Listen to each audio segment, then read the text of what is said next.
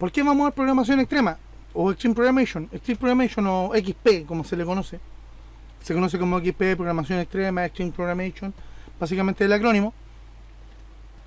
Ojo, programación extrema, insisto, es un concepto bien, yo lo considero bien hipiento, en el sentido de que tiene varios cargos, varias funcionalidades dentro, pero es bien light, por decirlo de alguna manera.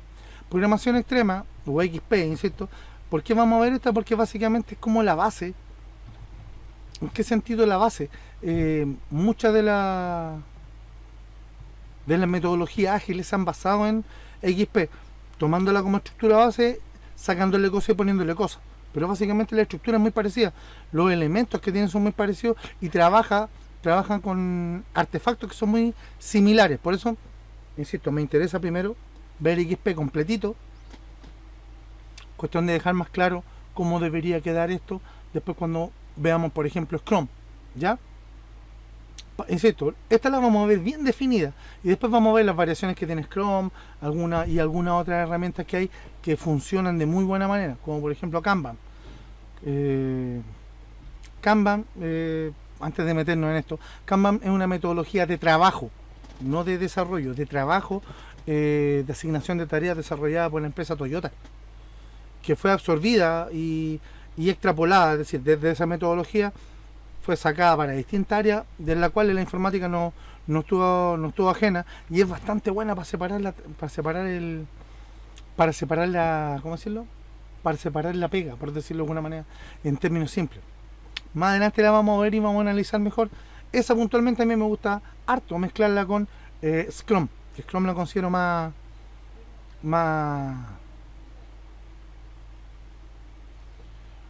la considero un poquito mejor, en el sentido de que es un poquito más dura, es un poquito más, presiona un poquito más que XP para la programación ágil, para como metodología ágil.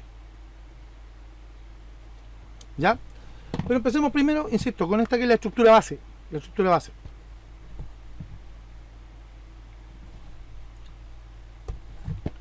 Como dice ahí, programación extrema o Extreme Programmation es una metodología ágil de desarrollo de software formulada por Kent Beck, autor del primer libro sobre la materia, Extreme Programmation, Explaining Embracing Change, del 99. Este tipo de metodología y este tipo de tendencias vienen de los 60, pero no se tomaban en cuenta. Uno que otro estuvo haciendo algo en alguna otra empresa, pero al final terminó en nada. Creo que me rompí algo. Ya, ¿se entiende? Pero este señor, el señor Kent Beck, en el 99, ya él hizo es decir, ojo, él la venía haciendo. En el 99 publicó libros sobre ya su hipótesis, sino que su tesis. Ya estaba demostrado. ¿Ya? En donde él, insisto, demostró que esta era funcional. Ya una cuestión que funcionaba y que estaba rindiendo fruto. Epa, ya se me marcó. Como dice, al igual que otros métodos ágiles, la programación extrema se diferencia de las metodologías tradicionales, principalmente en que pone más énfasis en la adaptabilidad que en la previsibilidad. ¿Ya? Se va atendiendo a la adaptación, lo mismo que habíamos hablado delante. Si hay un cambio, yo me adapto a ese cambio y lo absorbo. No lo hago a un lado, ni le hago el quite para llegar a mi objetivo en el tiempo que yo predije. Simplemente lo absorbo porque para adelante va a molestar igual. Y si son muchos los cambios, voy a terminar haciendo un software que a lo mejor va a terminar siendo, una vez que lo estrené, obsoleto. ¿Se entiende? Esa es la diferencia. Como dice ahí, XP considera los cambios de requisitos sobre la marcha. Son muchos aspectos, son un aspecto natural. Es decir, que sobre la marcha, a medida que vayamos avanzando, que vayan cambiando cosas, es natural. Es decir, yo no puedo... Es como salir a la calle. Yo sé que hace calor hoy día, pero no sé si a la noche va a llover. Puedo mirar el clima puede que diga que no, pero a lo mejor llueve. ¿Se entiende? Con eso yo no puedo jugar. Son cosas que van afectando al proyecto sí o sí y hay que saber enfrentarlo de buena manera.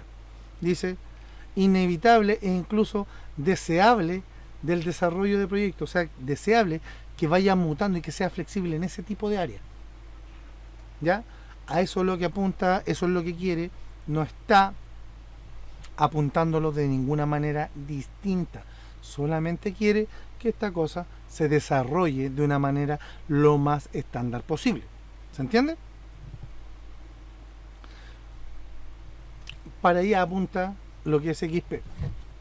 Dice, los defensores de XP sostienen que ser capaz de adaptarse a los cambios de requisitos en cualquier punto de la vida del proyecto es una aproximación mejor y más realista que intentar definir todos los requisitos al comienzo del proyecto e invertir esfuerzos después en controlar los cambios.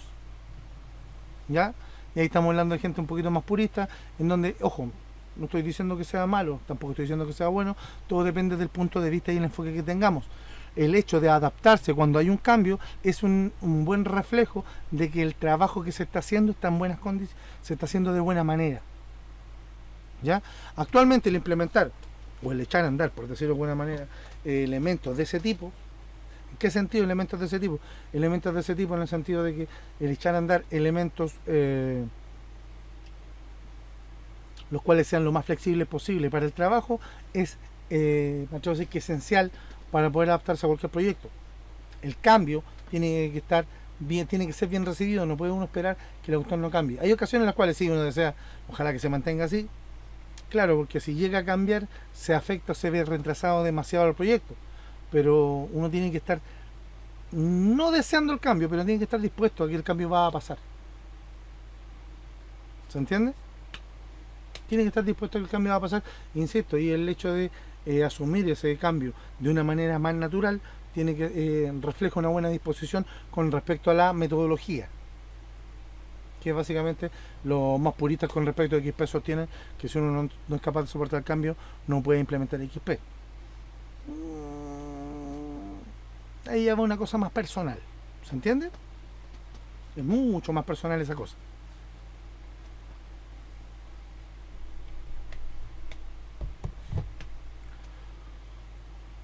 Un proyecto con XP lleva normalmente de 10 a 15 ciclos o iteraciones. ¿Ya? Esta cuestión, ¿a qué nos referimos con ciclos o iteraciones? Cada iteración, ¿ya? Cada iteración va a tener análisis, diseño, implementación y prueba. Cada iteración.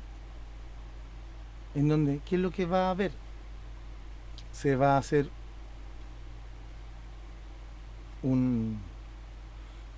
va a haber, digámoslo, un libro priorizado con actividades a resolver, en donde a cada actividad se le va a hacer un análisis, un diseño, una implementación, una prueba, y una vez que eso esté listo, saltamos a la siguiente actividad que hay que resolver. Y vamos saltando, y a cada una de esas se le llama iteración, en donde en cada una de ellas, fíjense, se lleva a cabo una parte. Básicamente dividimos el problema en más de uno. Por ejemplo, la cascada nos da esto: análisis, diseño, implementación y prueba. Base. El iterativo no hace lo mismo, pero el XP no hace durante mucho tiempo, en donde lo va haciendo evolutivo y lo va haciendo crecer, pero analizándola cada rato. En donde los resultados son mucho más inmediatos, ¿ya? ¿Por qué? Porque yo voy a acotar. ¿En qué sentido? Yo creo que me falta un vasito de agua. Yo voy a acotar lo que voy a desarrollar, en el sentido de que mi problema no va a ser este, sino que va a ser esta cosa puntual, y yo en un periodo corto de tiempo, dígase 2 semanas, voy a hacer un análisis en donde yo me voy a sentar toda una mañana con el stakeholder, dígase la persona a cargo del software, pero de la empresa que mandó a hacer el software o del que me mandó a hacer mi aplicación. Me voy a sentar con él, voy a hacer un análisis, él va a quedar claro con cómo va a quedar el diseño y se va a ir de su casa a seguir su trabajo, donde sea que esté, tranquilo, porque el análisis y el diseño él participó. Y en donde la implementación y las pruebas las va a hacer la empresa, por ejemplo, durante 2 semanas, en donde ellos van a estar en constante comunicación. Nos van a estar llamando constantemente, les van a estar mandando fotos, les van a estar proponiendo soluciones, adaptando soluciones de la mejor manera posible. Cosa de que cuando lleguen a la parte de las pruebas sea algo que todo el mundo conozca y sepa cómo funciona. Cuando se hacen las pruebas se hacen de que cumple los requisitos deseados, ¿ya? Y esas pruebas van a llegar puntualmente, a la persona, es decir, van a llegar puntualmente para que el stakeholder o nuestra contraparte o el cliente, podríamos también llamarlo como cliente, él pruebe, diga que está bueno y pasemos al siguiente punto. Si no, simplemente se vuelve a analizar, se vuelve a un nuevo análisis, se diseña lo que se va a corregir y se acuerda básicamente la implementación y prueba en un proceso, en un periodo más corto. Pero sigue habiendo un proceso de análisis, diseño, implementación y prueba. Por eso les dije que del ciclo de vida clásico se seguían conservando sus partes, pero ya se trataban de otra forma. No trabajan igual. ¿Ya? Como dice ahí, se definen varias fases que se generan, son 4: exploración, planificación, iteraciones y producción. En donde todas estas partes, como dice ahí, tenemos la exploración, en donde nosotros vemos las historias de usuario. ¿Qué son las historias de usuario? Las historias de usuario son documentos en donde nuestros usuarios, los que van a trabajar, nos cuentan de manera breve qué es lo que hacen con el software y cómo lo hacen, con sus palabras. ¿Ya? Uy, estoy un segundo, pero parece que está medio vuelto loco mi tablet.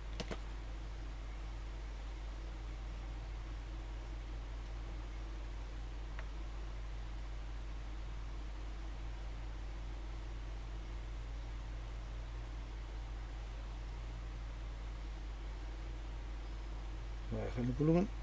Ahora sí.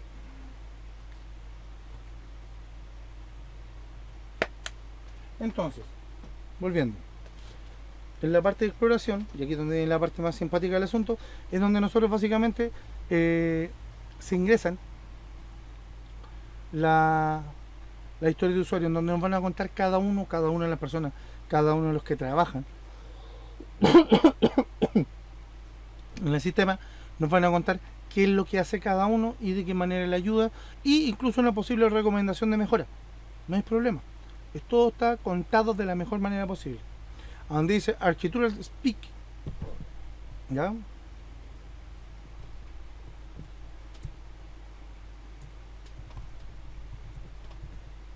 Un segundo, no quiero mandarme el condoro.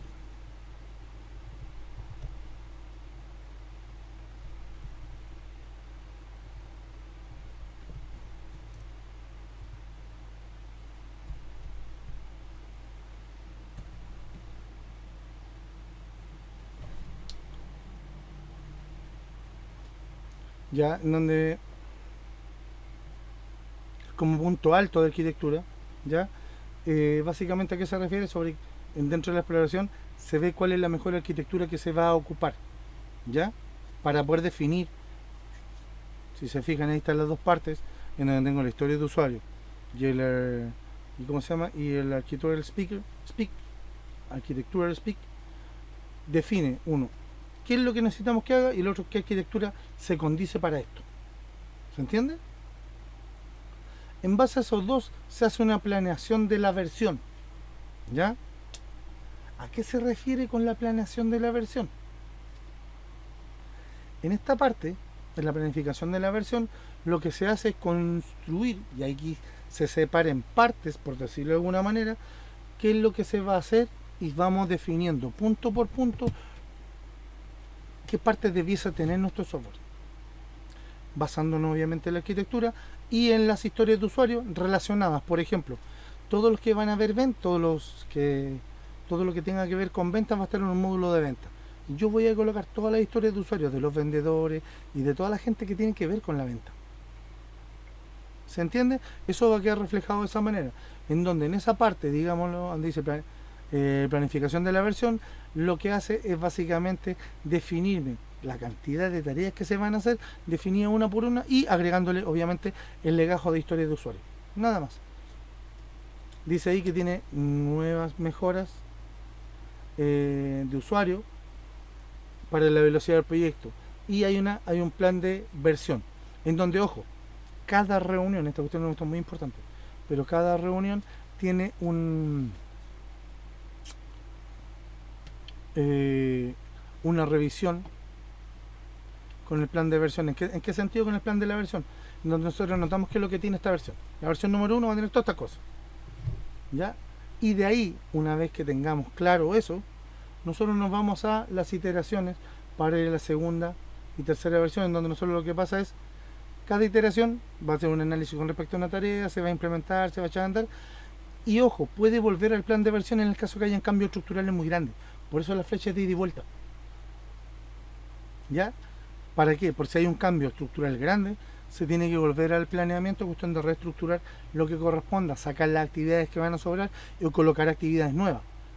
Y dejar las actividades que correspondan, cosa de volver a la iteración normal para que ir desarrollando.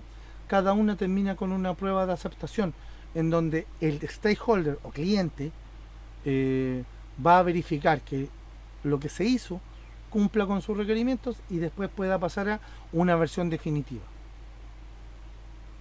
que vienen siendo las pequeñas versiones. Cada vez que está lista, viene y se instala, cosa de que vaya una marcha blanca y para ver si es que la integración es completa. Y así, por cada iteración, supuestamente debería ir mejorando y creciendo nuestro producto, cosa de que una vez cuando llegue a producción, simplemente se implante, no tenga inconvenientes y funcione de buena manera. No sé si les queda claro cómo funcionan estas fases dentro del XP. Si se fijan, son todas las mismas partes que tiene el ciclo de vida clásico, pero ordenado de distintas maneras. Un poco más complejo, sí, es un poco más complejo entender y ver la mecánica de cómo estas dos partes se conjugan. Completamente de acuerdo, no hay no parangón, pero su punto de relación son las partes que están estructuradas dentro, pero entre las versiones ágiles versus las versiones lentas o las versiones pesadas o las versiones clásicas simplemente preguntan requerimientos una vez y después simplemente van implementando. Esta nos permite iterar y nos permite ir modificando y mutando en el tiempo en virtud de que vayan apareciendo cambios que afecten a lo que nosotros queremos desarrollar. ¿Ya? Esa es la gracia, esa es la gran gracia que tiene todo esto. ¿Ya? Hasta ahí no creo que sea muy difícil de entender lo que hemos visto hasta ahora. Ustedes ya vieron cómo lo hacían de otra manera y aquí, es decir, como les expliqué cómo trabajar el ciclo de vida clásico, acá es un poco más complejo, dada la flechita, ¿no? Pero básicamente la metodología no es que haya cambiado un montón, sino que cambia el orden, cómo se aplica. Nada más. Hasta ahí, chicos, insisto en preguntar. Don Romeo, Z María José, don José Luis, ¿alguna duda? Muchas gracias, don Romeo. Los demás,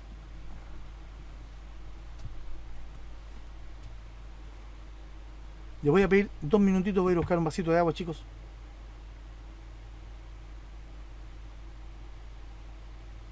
Entonces, espero que les quede claro, insisto, las distintas partes que tenemos con respecto al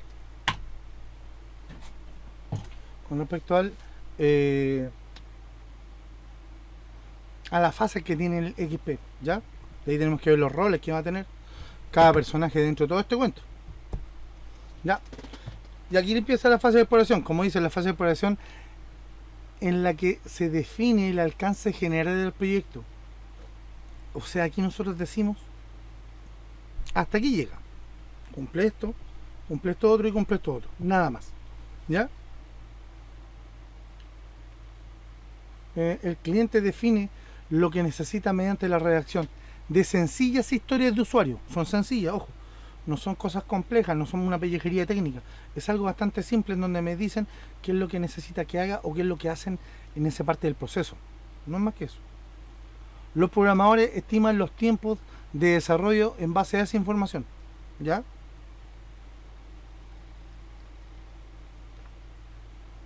En base a eso recién se define. Debe quedar claro que las estimaciones realizadas en esta fase son primarias, ya que están basadas en datos de muy alto nivel y podrían variar cuando se alcance en más detalle cada una de las iteraciones. O sea, a medida que vayamos purificando y vayamos viendo, ya tomemos esta problemática, ya tomemos la historia de usuario, dice que deberíamos demorarnos tanto tiempo, pero revisémoslo bien, revisamos y hoy se dice que este autor no es para tanto poco tiempo, necesitamos más tiempo. Ahí hay que reacomodar. A eso se refiere. Y podría variar cuando se analice en más detalle cada iteración. Esta fase dura típicamente un par de semanas y el resultado es una visión general del sistema y un plazo total estimado. Es decir, aproximadamente nos vamos a durar tanto tiempo, pero puede que nos estiremos un poco más. Y generalmente es así. Muy rara vez, insisto, muy rara vez trabajando con XP o trabajando con algún tipo de programación ágil, uno llega a niveles más bajos de tiempo. Generalmente son más altos, porque las estimaciones siempre son un poco cortas. Generalmente son ajustadas, es decir, se pasaron, pero en un mes no se pasaron más que eso. Básicamente es eso. La fase de planificación es una fase corta en la cual el cliente, los gerentes y el grupo de desarrolladores acuerdan el orden en que se deberá implementar la historia de usuario y asociadas a esta las entregas. O sea, insisto, toda la etapa de venta, tanto, aquí está. ¿Cuánto nos va a demorar? Tanta fecha. Después contabilidad, todo esto, tanto. Bodega, tanto tiempo. Y se van ordenando y se ordenan cada una de esas actividades en virtud de una cuestión en función de tiempo. Cuestión de saber cuánto me voy a demorar. Y se consiste típicamente en una o varias reuniones grupales de planificación. El resultado de esta fase es un plan de entrega. Básicamente un listado de qué cosas voy a hacer y con qué fecha. Cuándo me reúno con cada uno, cuándo hago las pruebas de aceptación, cuándo implementamos, hacemos la prueba de integración y lo ponemos en preproducción. Dígase preproducción, ponerle en mancha blanca para que le detecten algún posible error. ¿Se entiende? No debería ser más que eso. Fase de iteración. Esta es la que ya habíamos hablado, en donde, por ejemplo, la fase de iteración, como dice ahí, principal en el ciclo de desarrollo de XP, las funcionalidades son desarrollar en esta fase, generando al final de cada un entregable funcional que implementa la historia de usuario asignada a la iteración. O sea, insisto, vendedor. Pesco el vendedor, veo todas las actividades del vendedor, desarrollo, nos ponemos de acuerdo cuál va a ser la interfaz, cómo va a quedar, listo, el stakeholder, o en este caso el cliente, ¿cierto? Quedamos de acuerdo, el equipo de desarrollo trabaja, prueba, y después cuando llega a la siguiente reunión, hacen la prueba, hacen la entrega. O sea, esto es lo que se pidió, aquí está el listado de actividades, el listado de cosas que iba a hacer de acuerdo a la reunión acordada, ellos corrigen y van viendo que cumpla todos los puntos. Una vez que esto está listo, se aprueba, o sea, hay una prueba de aceptación y pasa, como dice, a una nueva iteración, cosa de seguir con el siguiente elemento que está disponible para trabajar, que falta por implementar. Como dice ahí, la historia de usuario no tiene suficiente detalle como para permitir su análisis y desarrollo. Al principio de cada iteración se realizarán las tareas necesarias de análisis recabado con el cliente, con todos los datos que sean necesarios. El cliente, por lo tanto, también debe participar activamente durante esta etapa o esta fase del ciclo, lo que les decía en la reunión inicial. Si bien podemos ser el mismo día la prueba de aceptación del módulo anterior, una pausa, break, café, un sanguchito, de vuelta a reunión y decimos, ya, entonces en esta nueva fase queremos se va a implementar esto, y si ahí se toma la historia de usuario y se le dice al cliente, ya, esta cuestión, ¿cómo es? Esto, ¿cómo es? De acuerdo a la historia de usuario, es así, así, así. Es así, hay que cambiarlo, la metodología va a ser la misma, vamos a cambiarlo por alguna otra herramienta. Ese tipo de cosas quedan todas claras en esa reunión. Estas reuniones son extensas, estamos hablando de una mañana, por parte fácil. podría llegar a ser un día. Pero sin embargo, después de eso son 2 semanas en las cuales hay un proceso de desarrollo, se implementa, y después una vez cuando llegue, otras 2 o 3 horitas en la mañana de prueba, la aceptación y vuelta con el siguiente elemento. ¿Se entiende? Esa es la mecánica más o menos de lo que debería tener un stakeholder o el cliente, tenerlo claro cómo debería implementarse.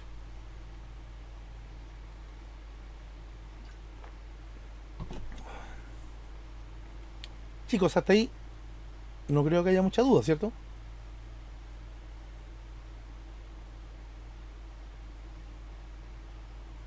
Perfecto. Parece que no.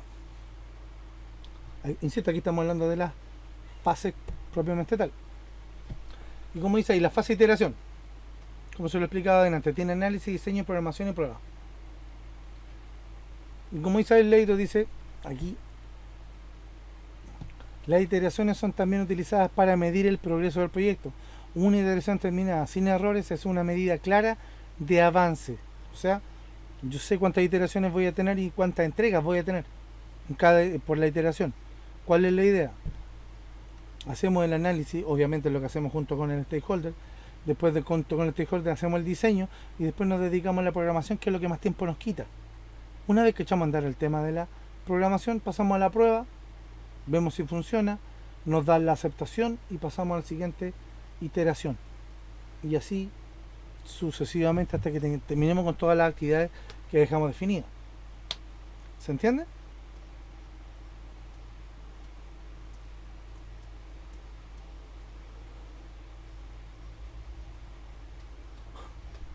Entonces, teniendo claro cómo son estas fases de iteración, insisto, cómo son estas fases de iteración, ¿cuál es la idea?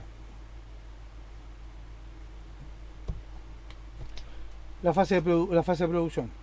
Si bien al final de cada iteración se entrega un módulo funcional y sin errores, puede ser deseable por parte del cliente no poner el sistema en producción hasta tanto no se tenga la funcionalidad completa.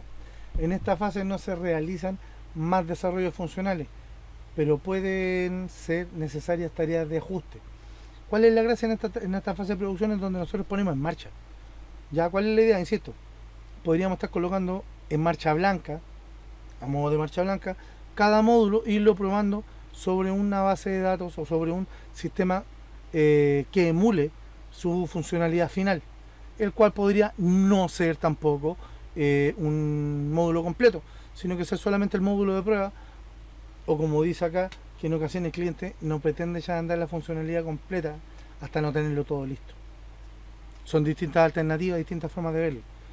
Yo creo que la mejor es a medida que se vaya avanzando, se vayan implementando. ¿Por qué? Porque a medida que se va avanzando, se van implementando y estos elementos el usuario se va familiarizando de manera mucho más simple y clara sobre cómo hacerlo. Solamente eso.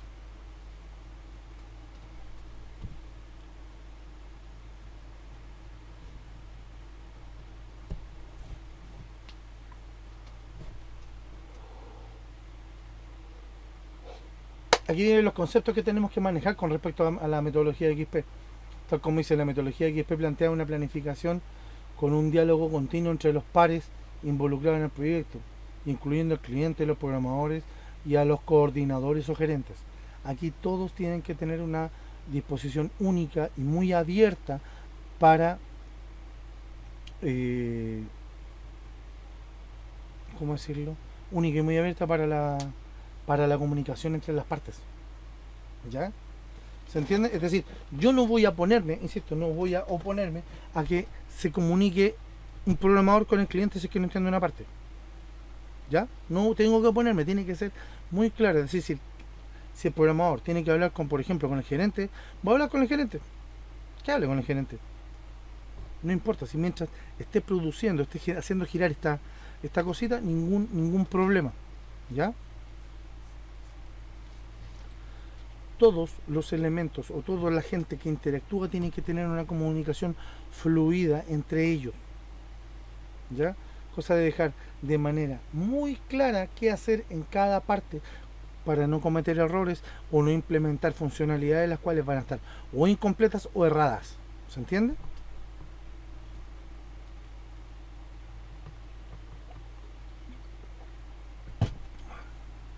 Entonces, tomando en cuenta esto,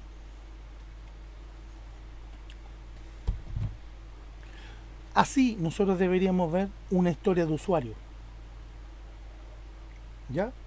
Va a tener un número, ¿ya? Simple. Un número, cual se puede hacer incluso un número de ingreso sin ningún problema. Nombre, en el nombre va ingreso o supervisión de roles. ¿En qué sentido supresión de roles? Es decir, por ejemplo, el nombre de la persona o el cargo. Jefe de venta, vendedor en terreno, vendedor de un área particular, asistente contable, encargado de remuneraciones, ¿ya?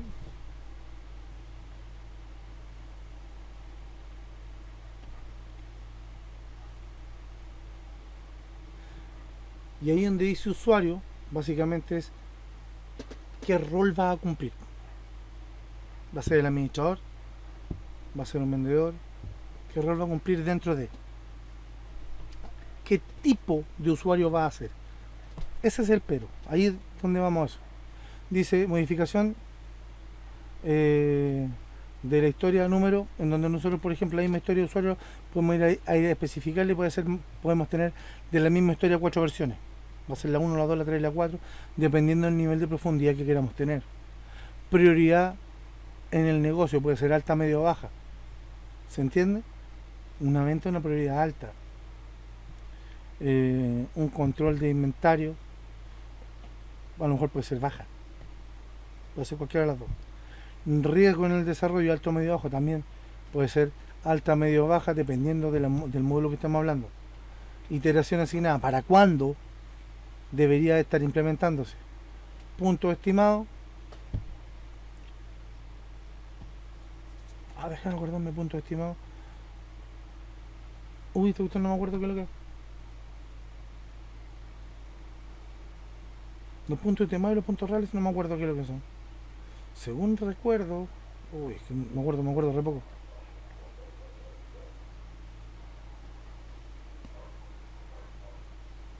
Bueno, en fin. Como dice, la administración del sistema tendrá la opción de administrar el usuario. Por ejemplo, el administrador va a tener la opción de administrar usuario. Al ingresar a esta opción se desplegará un listado de los usuarios que van a tener opciones de asignar roles. El administrador hace clic sobre esta opción en relacionada con el usuario y el sistema le despliega el listado de roles disponibles para que el administrador seleccione los adecuados para ese usuario. Una vez que el usuario administrador del sistema de las opciones de guardado, el sistema pide confirmación y luego procede a almacenar, a guardar los cambios. Clarito qué es lo que hace. Esa es una historia. El otro es saber cuándo fue, qué versión y en qué fecha, todo eso. Insisto, con los puntos estoy un poquito enredado. Recuerdo que los puntos estimados, creo, estoy especulando, se refieren a los...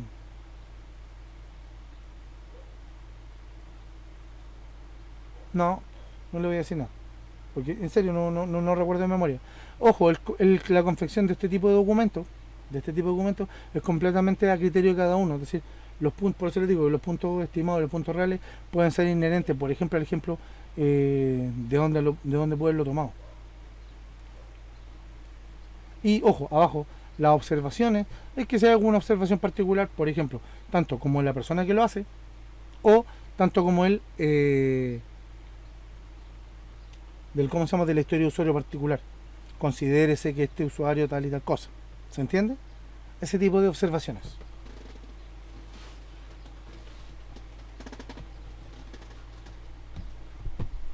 Insisto, la construcción de este documento no es estandarizada, ¿no? Lo que están viendo no es estandarizado, sino que es un documento medianamente tipo, el cual, ojo, creo que lo saqué de la... Sí, de un paper de la Federico Santamaría, creo que lo saqué.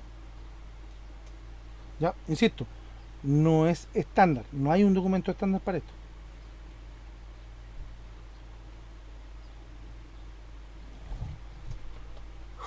Una vez obtenido la historia de usuario, los programadores evalúan rápidamente el tiempo de desarrollo para cada una de ellas.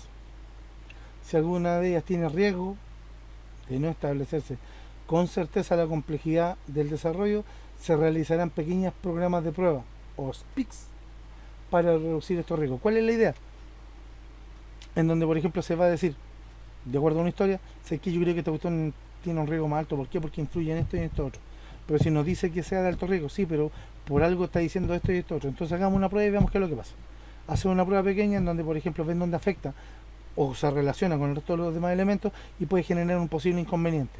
Una vez que se lleva a cabo, ahí se evalúa para ver si el programa efectivamente tiene un alto riesgo o no y se le reasigna un porcentaje de riesgo o un nivel de riesgo, alto, medio, bajo.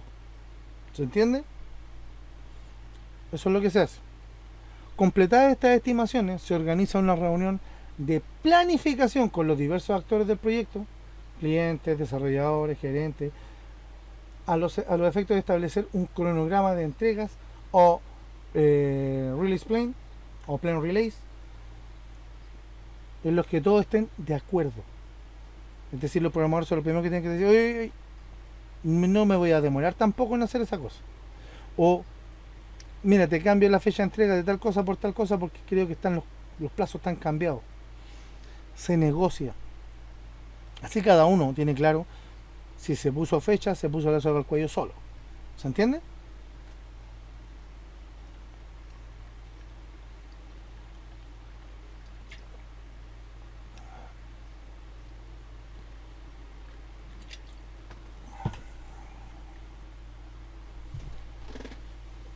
Entonces,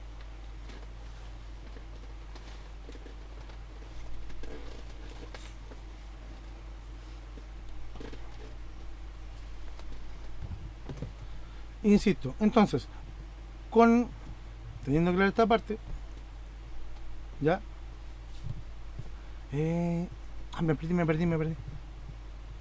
Las estimaciones de tiempo, ¿cierto? Una vez acordado todo esto, el cronograma, el plan release, teniendo todo el plan release listo, ya, se comienza la fase de iteración en donde nosotros ya empezamos a ver elemento por elemento que se va a implementar, ya, con cada historia de usuario, y en donde nosotros vamos a ver, como dice ahí, iteraciones en donde en cada una de ellas se desarrollarán pruebas e instalarán unas pocas historias de usuario que sean relacionadas. Es decir, por ejemplo, si tengo 60 personas en el área de venta, yo a lo mejor no voy a tomar las 60, pero voy a tomar las más relevantes, en donde voy a tomar todos los entes diferenciadores y los que sean más claros. ¿Se entiende? Y con eso voy a elaborar incluso casos de prueba. ¿Para qué? Para saber qué puede pasar y qué cosa no puede pasar. ¿Se entiende?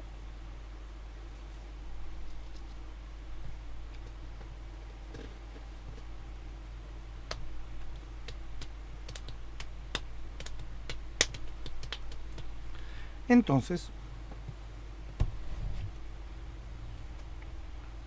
los planes en XP se refieren a una metodología tradicional en tres aspectos. ¿Ya? Cuando estamos hablando de plan. Los planes en XP se diferencian de la metodología tradicional en tres aspectos. La simplicidad, o sea, no se espera que un plan requiera de un gurú con complicados sistemas de generación de proyectos, no. Simplicidad. Hacen que la cuestión sea simple para que sea más ágil y que cualquier persona que esté involucrada en el proyecto pueda hacerlo sin ningún inconveniente. Esa es la idea. ¿Ya? Los planes son realizados por la misma persona que realizan el trabajo. ¿Ya? O sea, yo, por ejemplo, nosotros vamos a instalar un plan. Es decir, instalamos los planes de acción, dígase, las tareas que vamos a hacer, y las mismas personas son las que lo realizan. Los planes no son predicciones del futuro, sino simplemente la mejor estimación de cómo saldrán las cosas. Los planes necesitan ser cambiados si las circunstancias lo requieren. De otra manera, el plan y la realidad no coinciden y en estos casos el plan es totalmente inútil. ¿Se entiende? O sea, necesitamos sí o sí que el botón funcione como corresponde. No puede funcionar de otra manera. ¿Se entiende, cierto? Si algo va a cambiar, tenemos que ver que eso que va a cambiar va a afectar a nuestro programa, a nuestro plan release, y hay que echarle una manito y ver qué partes se van a cambiar para que tome los datos y tome las ¿cómo se llama? Las provisiones del caso para ver cómo va a afectar en el desarrollo del software. ¿Ya? Insisto, no es descabellado ni nada de otro mundo.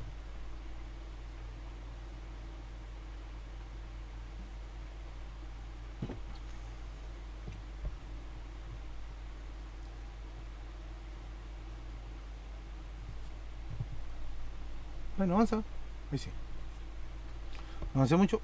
No, ahí está. La historia de usuario, como dice, la historia de usuario sustituyen a los antiguos requerimientos, a los antiguos documentos de especificación de requerimientos funcionales o a los casos de uso. Estas historias son escritas por el cliente en su propio lenguaje como descripciones cortas de lo que el sistema debe hacer. ¿Ya? Puntualmente es una descripción corta. En su lenguaje, una cuestión que cualquiera, aunque no sea programador, pueda entender. ¿Se entiende? La diferencia más importante entre esta historia y los tradicionales documentos de especificaciones funcionales se encuentran en el nivel del detalle requerido. Las historias de usuario deben tener el detalle mínimo como para que el programador pueda realizar una estimación poco riesgosa del tiempo que le llevará el desarrollo de esa actividad.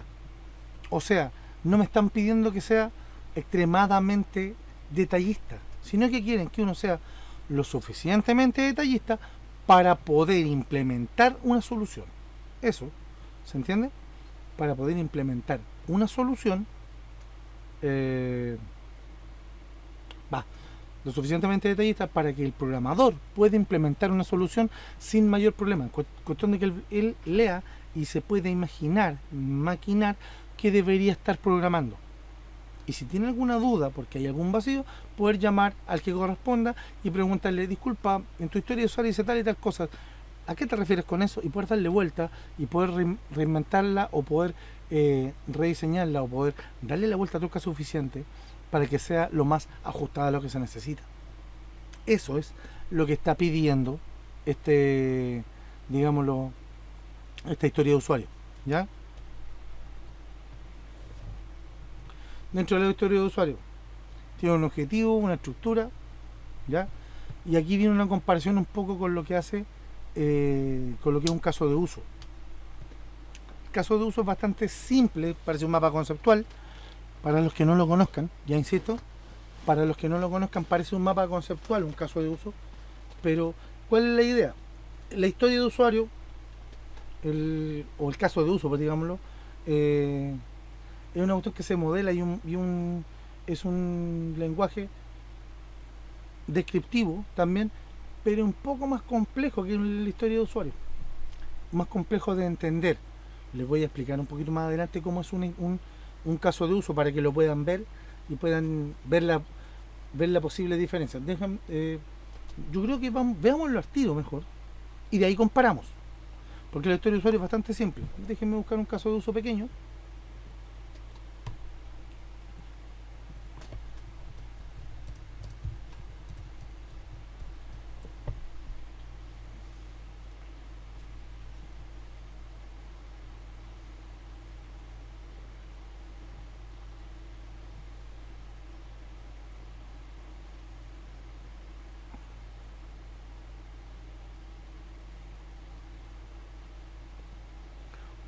Este es lo suficientemente pequeño. Creo que con este podemos llegar a buen puerto con el tema del caso de uso. ¿Ya?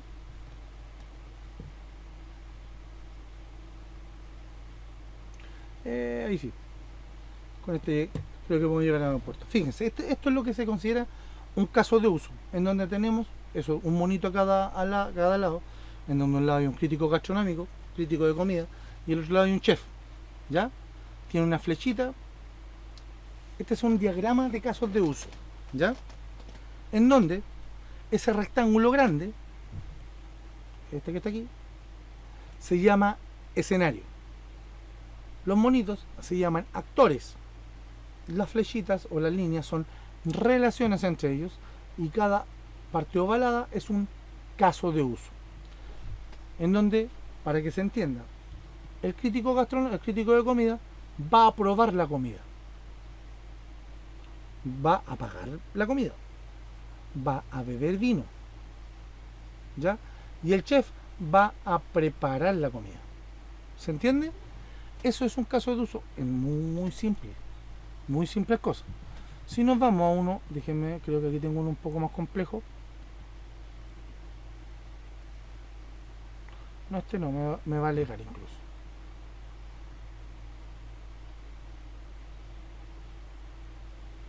Quiero uno que sea un poco más complejo, pero no imposible de entender.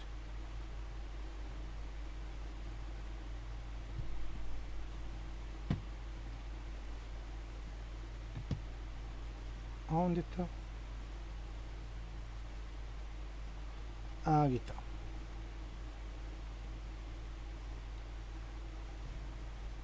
Ya aquí tenemos uno un poco más complejo, en donde tengo varios actores, ya no son dos, sino que tengo 5: recepcionista, funcionario de estoque, funcionario de marketing, cliente y funcionario de limpieza. En donde el funcionario de limpieza puede ir a la oficina de gerenciamiento, el recepcionista también puede ir, el cliente también puede ir, pero la recepcionista está asociada al gerenciamiento. En cambio, el cliente y la recepcionista, básicamente, mejor dicho, gerenciamiento se refiere, está en portugués, está puesto, me acabo de dar cuenta, administra el hospedaje, solamente la recepcionista asocia, administra la asociación, el cliente y la recepcionista están sobre la administración del cliente, el cliente y la recepcionista están sobre la disponibilidad del cuarto, el funcionario sobre el estoque, bueno, me acuerdo el término, ¿ya? Y el funcionario de marketing sobre las promociones, ¿se entiende? En donde ella solamente, el funcionario de limpieza solamente va sobre la administración del hospedaje para saber, de acuerdo a lo que yo puedo deducir, que sobre qué habitaciones hay que limpiar y cuáles no. Solamente eso. Básicamente, ojo, y esto es para que entiendan un poquito cómo funciona el diagrama de casos de uso y cómo, en contraparte con nuestra historia de usuario, es más complejo porque es demasiado interpretativo. Dice, modela la interacción entre un actor y el sistema versus la historia de usuario, que redacta una descripción breve de una funcionalidad y cómo la percibe el usuario. ¿Se entiende? El caso de uso es muy a percepción. Yo entiendo qué quiere decir esto. En cambio, la historia de usuario me dice qué es lo que quiere. ¿Se entiende? En su estructura, el caso de uso, texto detallado, donde se sigue una plantilla predefinida a completar con conceptos técnicos, objetivo, resumen, actor, nuevo de... ¿Ya? En cambio, la historia de usuario es corta, concisa, en una o dos frases, escrita y en lenguaje común del usuario. La planificación no se utiliza para planificar, en cambio la historia de usuario sí se utiliza para planificar. La agilidad requiere tiempo para análisis y la redacción de la plantilla definida. En cambio la otra, nuestra historia de usuario, se pueden escribir en pocos minutos. La comprensión, suele ser difícil la comprensión, incluso para personal técnico, porque no se tiene claro muchas de las relaciones que hay. En cambio, las historias de usuario son fáciles de leer y comprender. El mantenimiento suele pertenecer a documentación con cierta cantidad de páginas y difícil de mantener porque los casos de usuario se deberían ir, al momento de cambiar, se cambian casos. En cambio el otro es muy fácil de mantener, en donde yo llamo, pregunto y anoto lo que me falta, agregándole cosas. Y la comunicación, el modelo contextual asociado a un diagrama, todo tiene que estar escrito. En cambio en el otro, el basado en comunicación verbal y orientada a la colaboración y discusión para clarificar detalles. O sea, si algo yo no lo entiendo, llamo por teléfono al personaje y esta cuestión me tiene que dejar sumamente claro lo que yo quiero. ¿Se entiende? Ese es el concepto, no es más que eso. Y ahí es donde estamos hablando de que las historias de usuario, si bien son más simples, son mucho más completas. Pero tienen que basarse en la comunicación, es decir, al momento de ponerse a desarrollar un software, tiene que haber un concepto muy, pero muy claro de cómo tienen que comunicarse unos con otros. ¿Se entiende? Esa es la idea. Voy a cerrar todas estas ventanas que tengo además.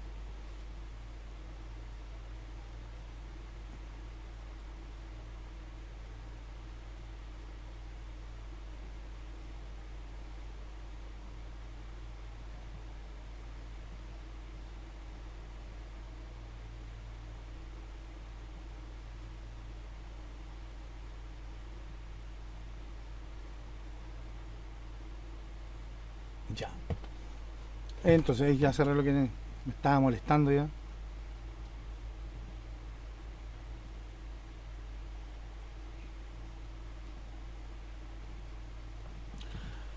Entonces, ahí ya queda más o menos claro cuál es el, insisto, los pros y los contras de los casos de uso y de la historia de usuario. Chicos, ¿le queda claro más o menos la diferencia entre qué es lo que es un caso de uso y una historia de usuario?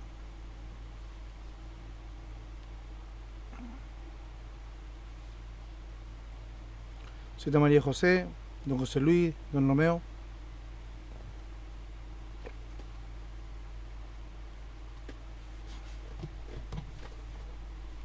Muchas gracias, don José Luis. Gracias por contestar. Entonces, avanzamos un poquito más y vamos viendo. Avanza, pues, cochina. Con respecto. Creo que este no lo hemos visto. Con respecto a lo que es el soporte, ¿cómo se llama? Uno versus el otro. El caso de uso es mucho más complejo porque, ojo, porque la construcción es distinta. En cambio, el otro son solamente tarjetas escritas. La duración, el caso de uso se puede implementar en varias iteraciones, versus que debe ser implementada y probada en una única iteración. El caso de uso se prueba más veces. Ojo, por metodología. Los autores definidos por intérprete, analista.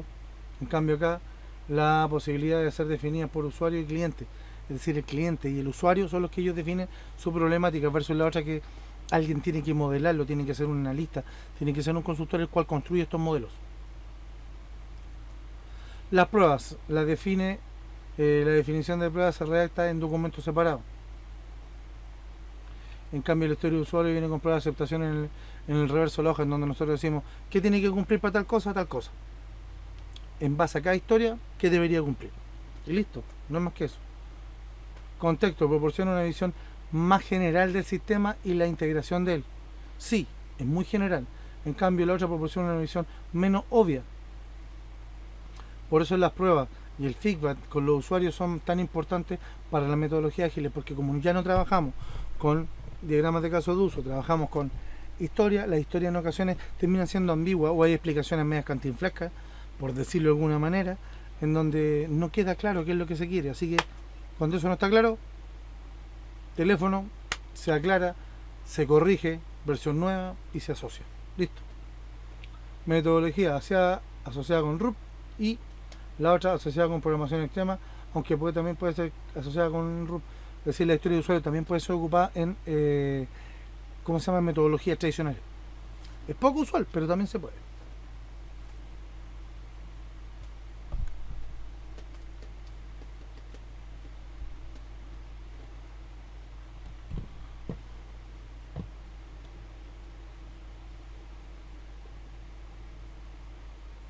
Un segundito.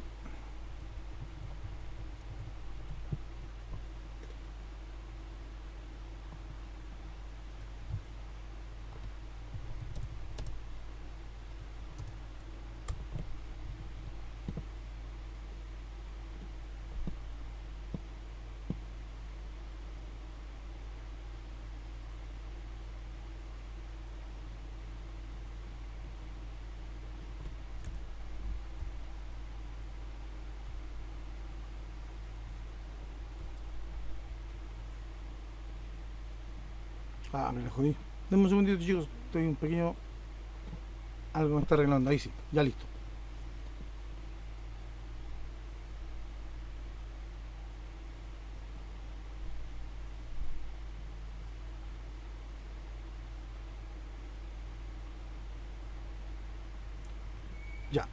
Entonces, volviendo. Ay, esto lo voy a cerrar si están dando la hora. Que tengo muchas ventanas abiertas, por eso tengo una pequeña confusión. ¿Y ustedes dónde están? Acá están, listo. Entonces, ahora sí.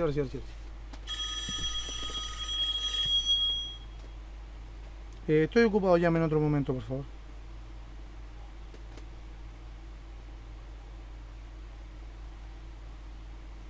Simplemente.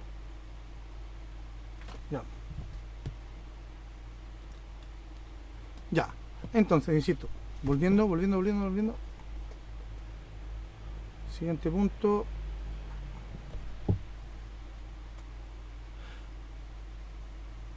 Ya. Cuando llega el momento de la implementación, ¿cómo se llama? Como dice ahí, los desarrolladores dialogan directamente con el cliente para obtener todos los detalles necesarios. Esto pasa en la parte, ojo, esto pasa dentro de la iteración. Dentro de la iteración, cada iteración, recuerden que tiene una parte de análisis. En esa parte donde pescamos toda la historia de usuario de un área particular y nosotros se hace la lectura, qué parte va a tener cada uno, se desparrama, se atomiza un poco la problemática, cuestión de generar una sola solución, y ahí cada uno empieza a sacar no sus conclusiones, sino que empieza a tratar de resolver su problemática.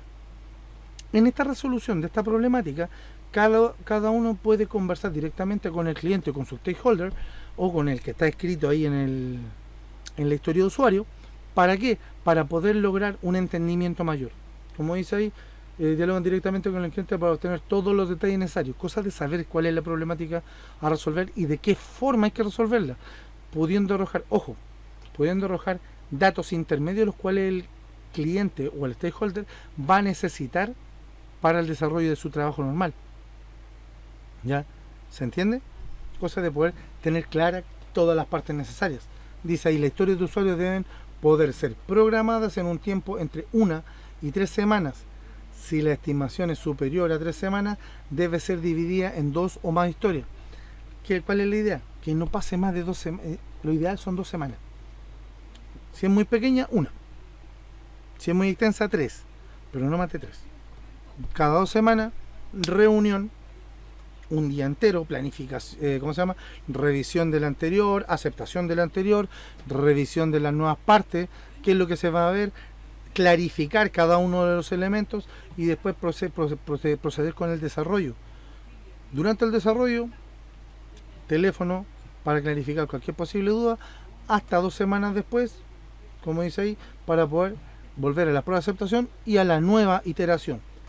3 semanas. Si la estimación es superior, se debe dividir en 2 o más historias. Si es menor a 1 semana, se debe combinar con otra historia. ¿Por qué? Porque son cosas muy pequeñas. Si es menor de 1 semana, ojo, una de las opciones es combinarla o otra es asignarla esa tarea a una persona particular, porque va a haber menos mientras la otra desarrolla otra en paralelo. ¿Ya? Unas van por una línea y las otras van por otra. Y van a avanzar en paralelo, cosa de tenerla en el tiempo que corresponda.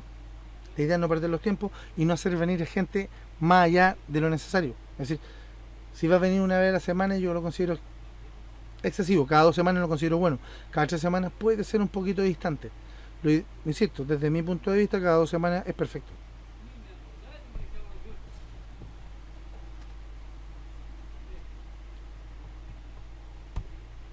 Ya.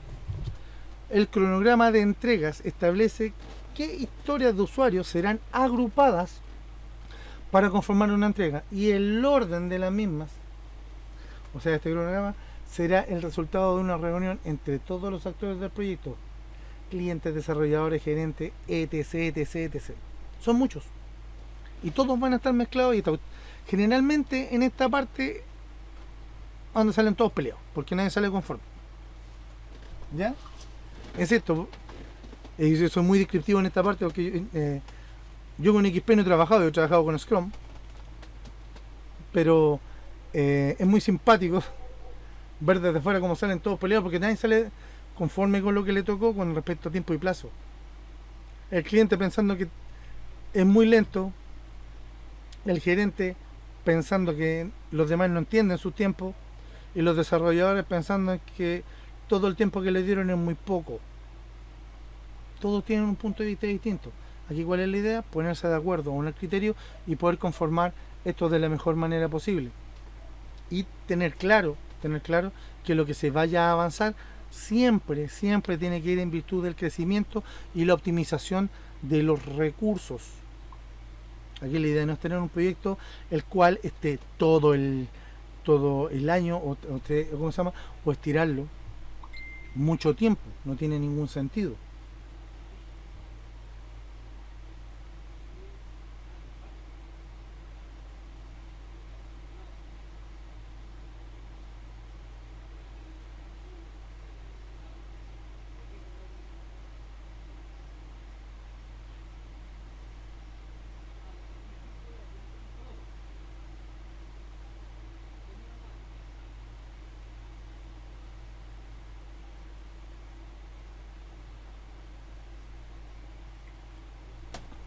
¿Ya?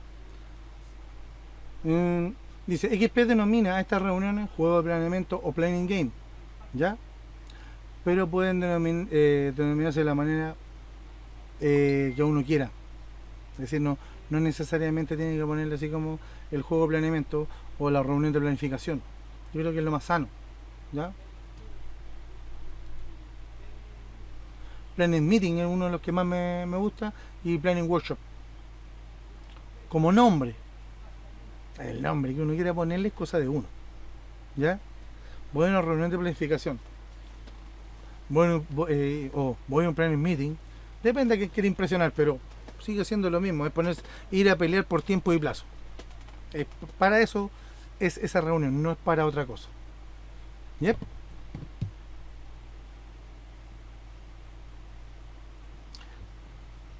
Un segundito. ¿Dónde está?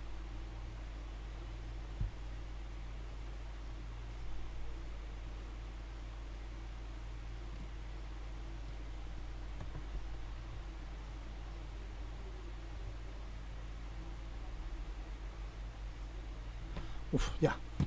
Dice, dentro del plan de entrega, típicamente el cliente ordena y agrupa según sus prioridades la historia de usuario. ¿Ya? Aquí estamos hablando de cómo es la pega. El cliente va a decir, estas son todas de una cosa, estas son todas de otra. El cronograma de entrega se realiza en base a las estimaciones de tiempo de desarrollo realizado por los desarrolladores. Es decir, ¿en qué sentido? El cliente, la pega de él, es pescar las historias de usuario y agruparlas, ¿cierto? Pero dentro de cada historia de usuario van tiempos predefinidos por los desarrolladores. Es decir, es ahí donde los desarrolladores estiman de cuánto se va a demorar, ¿ya? Y ahí recién nosotros podemos saber cuánto va a ser nuestra primer plazo de entrega.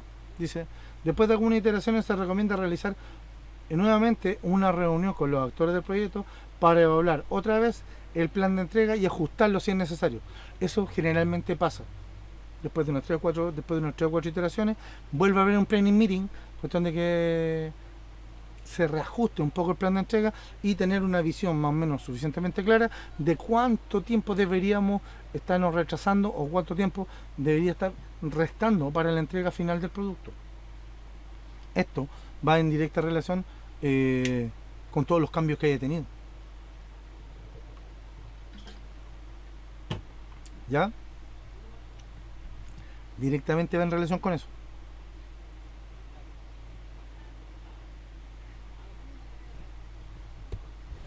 ¿Ya? Como dice ahí, las historias de usuarios seleccionadas para cada entrega son desarrolladas y probadas en un ciclo de iteración de acuerdo al orden preestablecido. ¿Ya? O sea, a nosotros dicen las que están seleccionadas para la entrega, es decir, las que están seleccionadas para la iteración, se pasan y en esa iteración son probadas. ¿En qué sentido son probadas?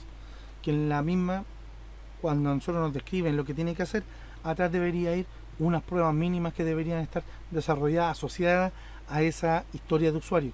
Cuestión de que con esa historia de usuario nosotros podemos hacer toda la pega que necesitemos. Dice, al comenzar cada ciclo se realiza una reunión de planificación de la iteración. Cada historia de usuario se traduce en tareas específicas de programación. Asimismo, como cada historia de usuario, se establecen las pruebas de aceptación.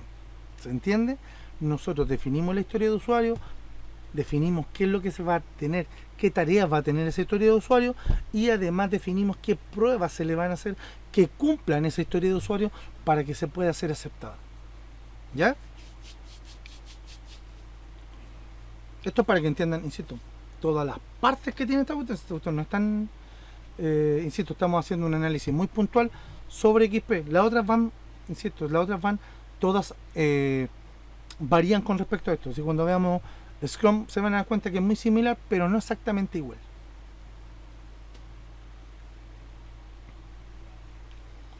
Sí, para cada historia, efectivamente para cada historia se establecen las pruebas de aceptación. O sea, cada historia debería estar realmente, no diseñada, pero debería tener claro qué es lo que es cada una. Las pruebas se realizan al final del ciclo, o sea, de cada iteración, ¿ya?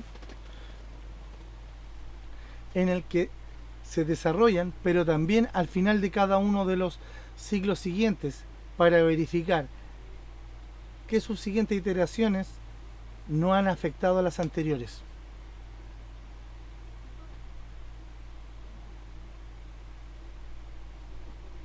¿Se entiende? Las pruebas se realizan al final de cada ciclo, como dice ahí, en el que se desarrollan, pero también al final de cada uno de los ciclos siguientes para verificar que no esté afectando ninguno de los otros elementos. Si yo pego la implantación, pruebo la prueba de aceptación y veo en una marcha blanca si es que no está afectando ningún elemento, tengo que hacer una validación completa. Las pruebas de aceptación que hayan fallado en el ciclo anterior son analizadas para evaluar su corrección, así como para prever que no vuelvan a ocurrir, saber por qué falló, prever para adelante si es que se va a ocurrir en ese mismo error y no cometerlo. Básicamente eso, ir aprendiendo de los errores puntualmente. Reuniones diarias de seguimiento. Aquí estamos hablando ya de la mecánica, cómo trabaja la metodología. El objetivo de tener reuniones diarias es mantener la comunicación entre los equipos y compartir problemas y soluciones. En la mayoría de estas reuniones, gran parte de los participantes simplemente escuchan sin tener mucho que aportar. Para no quitar tiempo innecesario, el equipo se sugiere realizar estas reuniones en un círculo y de pie. Generalmente, y aquí es donde uno empieza a hilar fino, pero generalmente estas reuniones se hacen, o los que he visto y los que me han contado que han trabajado con esta metodología, lo que hacen es generalmente se pescan al inicio del día, todos llegan, marcan, se van a su oficina, prenden su equipo, se van, se preparan un café, les prometo, así de simple, se preparan un café y se van a un pasillo, a una sala de reuniones, a alguna parte donde puedan conversar tranquilo, no la misma oficina, no tengo idea por qué, pero me dicen que no la misma oficina, y ahí trabajan, o en ocasiones, insisto, en un pasillo, y ahí se ponen a conversar y discuten quién tiene un problema y quién puede prestarle alguna solución o darle otro enfoque. Pero la reunión dura 10 minutos, 10, máximo 15, y de ahí, de esa reunión, ¡pum!, vuelven a trabajar. Es muy decidora esa reunión. ¿Para qué? Para que el jefe de proyecto esté claro cómo va toda esta cuestión. Por ejemplo, si ustedes están haciendo o están desarrollando algún tipo de elemento con todo esto, ¿qué es lo que hace? Básicamente hacen que el jefe de proyecto tenga claro en qué están parados, quién necesita ayuda, quién está dando la hora. Es para eso, netamente para eso.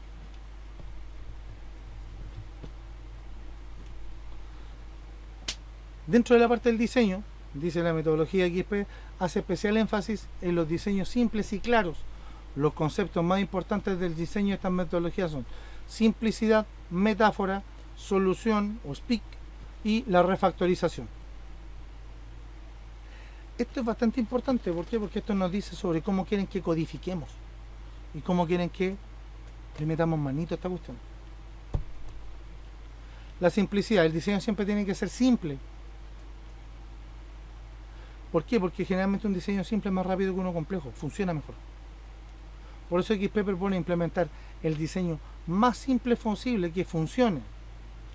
Se sugiere que nunca adelantar la implementación de funcionalidades que no correspondan a la iteración en la que se está trabajando. ¿Ya? Las características fundamentales del código es que sea testeable, legible, comprensible y explicable. Lo mismo que uno desea para cualquier cosa. Testeable, que yo lo pueda mirar y saber dónde va el código y saber qué valor tiene y yo lo testeo y funciona. Legible, que cualquiera lo pueda ver y entender. Comprensible, que yo lo pueda explicar y que alguien que no tiene idea de programación lo entienda. Y explicable, lo mismo, que yo lo pueda explicar sin necesidad de haberlo estudiado mucho. A eso se refiere.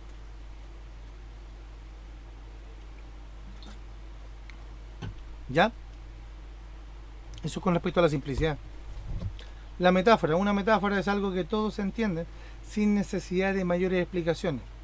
En la metodología XP sugieren utilizar el concepto como una manera sencilla de explicar el propósito del proyecto y guiar la estructura y arquitectura del mismo. Por ejemplo, puede ser una guía para la nomenclatura de los métodos y las clases utilizadas en el diseño del código. Por ejemplo,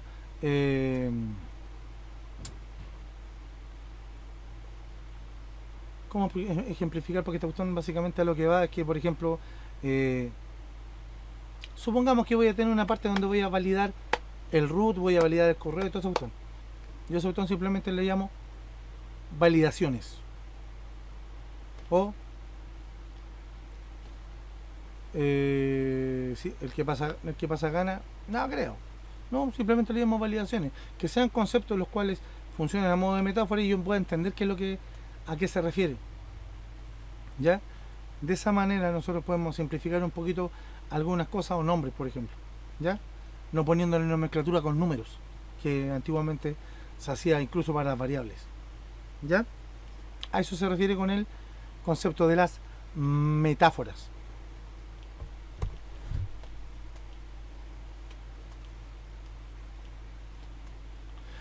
Como dice ahí, tener un segundo, sí, entonces. Tener los nombres claros que no requieran de mayor explicación redunda en un ahorro de tiempo. O sea, básicamente repercute. Es muy importante que el cliente y el grupo de desarrolladores estén de acuerdo y compartan estas metáforas, o sea, que hablemos el mismo lenguaje. Todos, cosas de que cuando miren el código, oye, ¿a qué se refiere esta cuestión que dice comprar? O comprando. ¿Cuál es la diferencia entre comprando y comprar? ¿Se entiende? Ese tipo de cuestiones tienen que estar claras, cosa de que cualquiera que lo vea, solamente con ver los nombres pueda entender, por último, el concepto, no entender cómo funciona, sino que el concepto.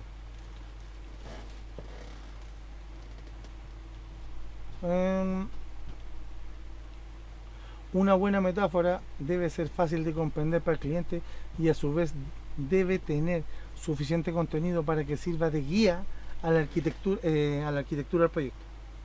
¿Se entiende? Cosa de que nosotros podamos ir guiándonos dentro del proceso de desarrollo.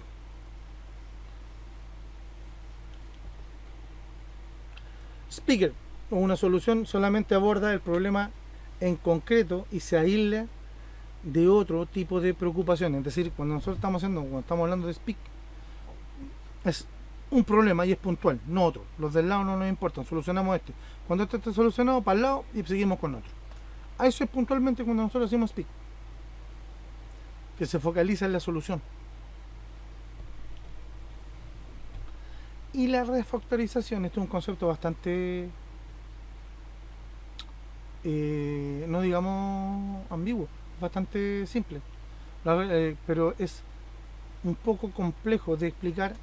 El que nosotros lo que hacemos con la refactorización, como dice, consiste en escribir nuevamente la parte del código de un programa, que la funcionalidad siga siendo la misma. Ya los efectos es hacerlo más pequeño, más chiquito. Vamos reduciéndolo, a lo mejor hicimos una pega de más, nos dimos una vuelta, no, la achicamos, juntamos, dejamos toda esta cuestión lo más simple posible, lo más chiquitito posible, lo más compacto posible.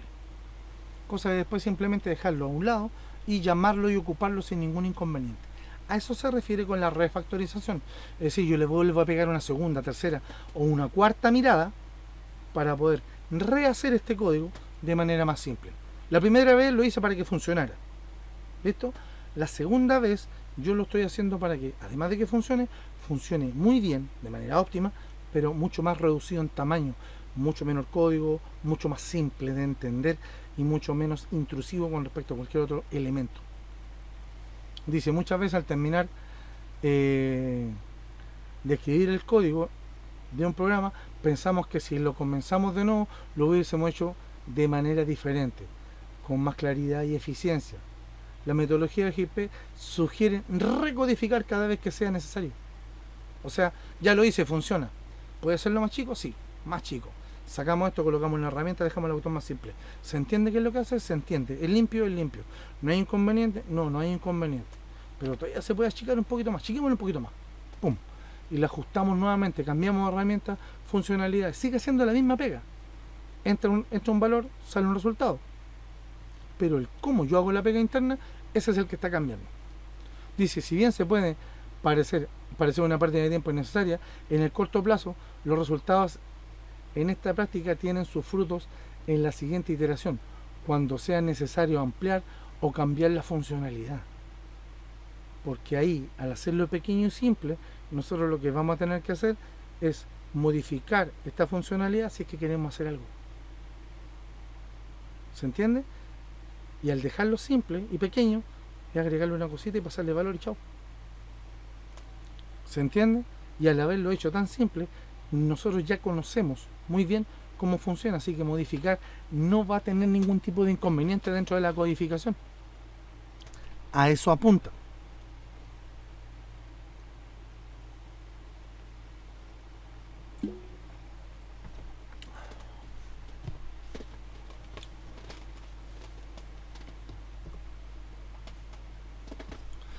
Y aquí es donde viene a afectar, digámoslo,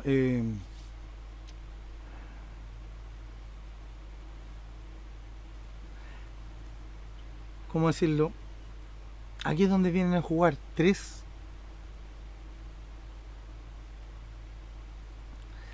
dicen cuatro, pero yo digo que son tres con respecto a variables con las cuales se juega. ¿Ya? El alcance, el tiempo y el costo. Eso nos va a definir cuál va a ser la calidad del software. ¿Ya? O nos está definiendo, por decirlo de alguna manera, la calidad del software. Porque a mayor alcance, mayor tiempo y mayor costo. ¿Se entiende? Son indirectamente proporcionales todas. Si yo reduzco eso, digas el tiempo y el costo, manteniendo el alcance, lo que estoy sacrificando es mi calidad. ¿Se entiende? Ese es el meollo del asunto con respecto a este pequeño diagrama, que lo que hace es clarificarnos un poquito sobre cómo debería quedar todo esto.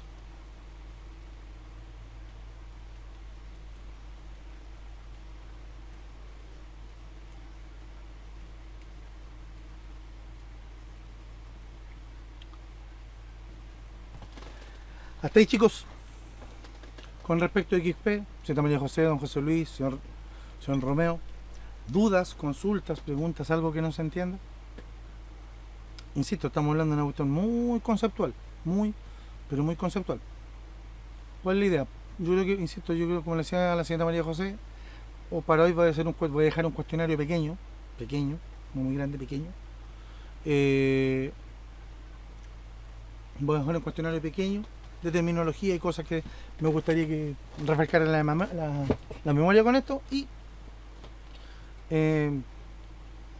podría ser que mañana o pasado viéramos, por ejemplo, cómo confeccionar una historia de usuario y cómo hacer una planificación con respecto a esto. ¿Ya? Muchas gracias, José Luis.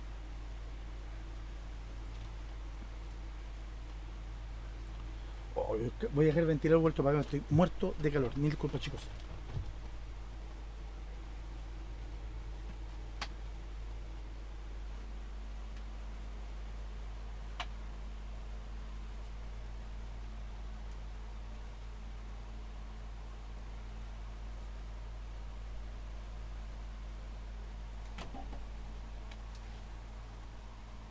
Ya. Ahora sí. Continuamos. Las tres variables, como se refería, se podrían ser fijadas arbitrariamente por actores externos al grupo de desarrolladores, usuario o jefe del proyecto. El valor de la variable resultante lo establecerá el equipo de desarrollo. Es decir, aquí estamos hablando, por ejemplo, si yo, y ahí es donde volvemos, yo quiero calidad, quiero tiempo y alcance, el costo lo define el equipo de desarrollo. ¿Se entiende?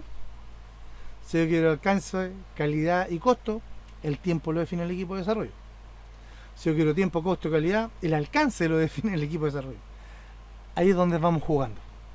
Uno de esos elementos siempre le pertenece al equipo de desarrollo. Y no puede ser de otra forma. Es la manera con la cual pueden jugar. ¿Se entiende?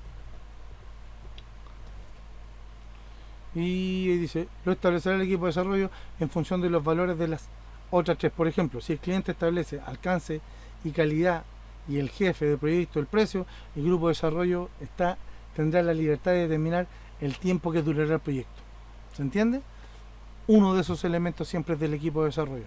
Los otros pueden definir lo que quieran, pero uno de esos elementos siempre pertenece al equipo de desarrollo, y eso tienen que jugársela y tenerlo súper claro. Implementación, y aquí viene la parte simpática, porque actualmente lo único que hemos definido han sido conceptos, herramientas, artefactos que se están ocupando y qué función cumple cada personaje dentro de todo esto, ¿cierto? ¿Ya? Cliente disponible, estándar de codificación, implementación dirigida a prueba, programación en pareja, integración secuencial, propiedad colectiva del código, ritmo constante. Estas cuestiones no son tan extensas. Por ejemplo, disponible el cliente. Uno de los requisitos de XP es tener al cliente todo el día disponible para atendernos. ¿En qué sentido? Yo no lo voy a interrumpir todo el día, pero sí tiene que estar disponible para que yo lo pueda llamar dentro del día para solucionar problemas y cualquier tipo de duda que tenga. No solo por ayudar al equipo de desarrollo, sino para ser parte del mismo. Todas las fases de XP requieren comunicación con el cliente. ¿Ya? Las historias de usuarios son escritas por el cliente con la ayuda de los desarrolladores. Además de establecer la prioridad de la misma, su presencia asegura que el desarrollo cubra toda la funcionalidad escrita. Si yo no entiendo algo, tengo que preguntar. ¿Ya? Si yo soy desarrollador, veo el historial de usuario, no entiendo, pregunto al cliente, ¿qué quiso decir con esto? ¿Qué quiso decir con esto otro? ¿Ya? Durante la reunión de planificación, el cliente negocia las historias que se incluirán en la próxima entrega, así como su duración. El cliente imprescindible a la hora de realizar pruebas funcionales. En casos de error, él será el encargado de decir si el código puede pasar a producción o no. ¿Ya? ¿Se entiende? Es decir, el cliente tiene que estar disponible, lo que les decía. El cliente está disponible para las pruebas. Él dice si la cuestión pasó o no pasó. El cliente selecciona qué es lo que sigue avanzando. Con él se negocian los tiempos. Él tiene que estar disponible para ver la planificación, el diseño, ver todo. Él está disponible para que el equipo de desarrollo esté lo suficientemente conforme y contento, en el sentido de que no estamos claros y el cliente nos dejó claro con lo que necesita. ¿Se entiende? El stakeholder o cliente nos va a entregar toda la información que necesitemos para esto. Esa es la idea.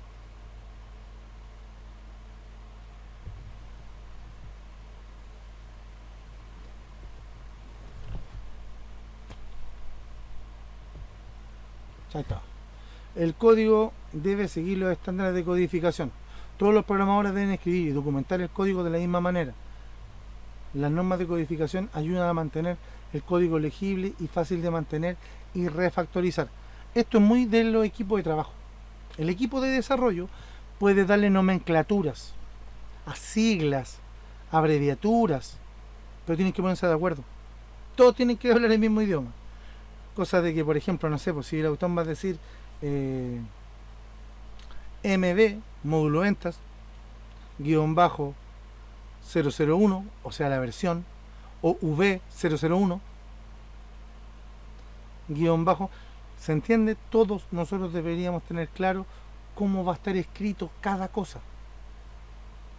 ¿Por qué? Porque en base a eso después se construyen los diccionarios de datos. ¿Ya? Este otro término, en donde un diccionario de datos básicamente es un listado donde están las variables, a qué se refieren, en qué módulo están y para qué sirven. Nada más que eso. ¿Se entienden? Pero deberían todos hablar el mismo idioma, en donde yo voy a tener claro cómo voy a llamar a cada una de mis variables, mis métodos y todos estos elementos, y yo poder describirlo, cosa de que yo viene alguien que no entiende, puede ver, esto se refiere a tal y tal cosa. A eso se refiere.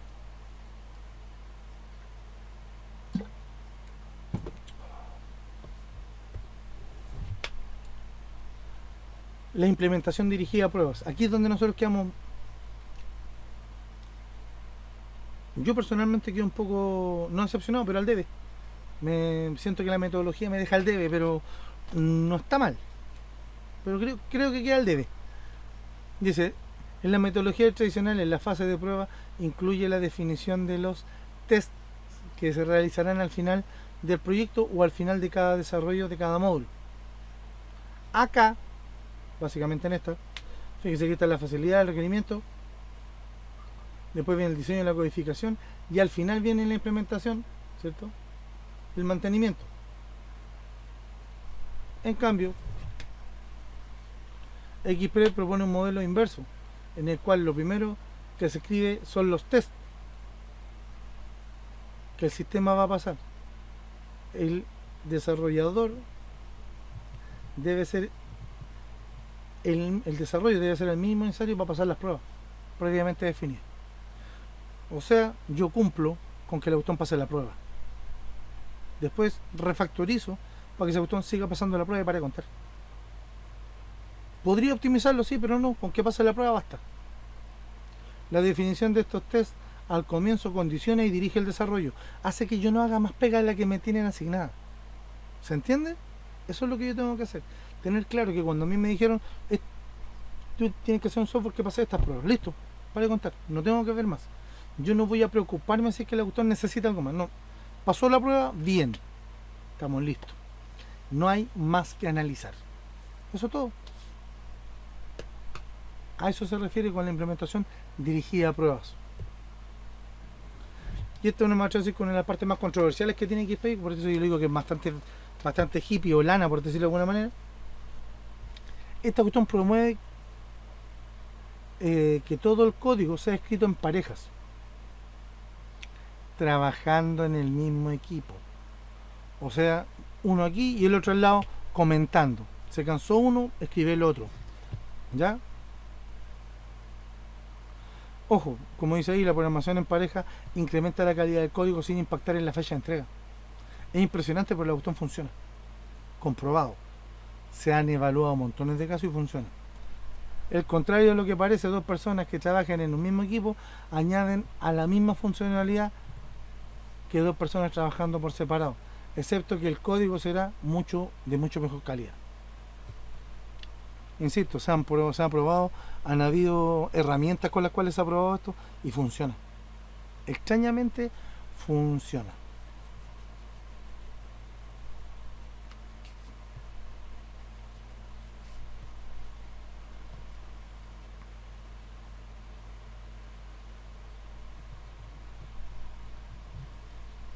¿Qué más? Ventajas de la programación en pareja. La mayoría de los errores se descubren en el tiempo de la codificación, es decir, si alguien se manda un condoro, el otro va a estar ahí para mirarlo. Dado que el código es permanentemente revisado por dos personas. La cantidad de defectos encontrados en las pruebas es estadísticamente menor. O sea, está completamente claro que es poco, es menor, más bajo. Los diseños son mejores y el código es más corto, siempre.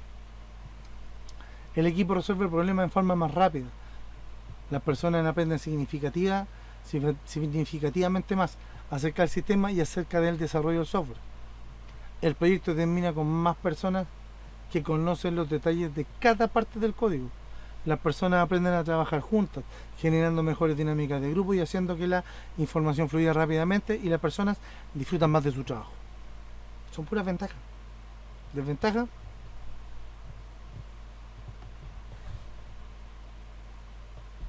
no se lo han encontrado.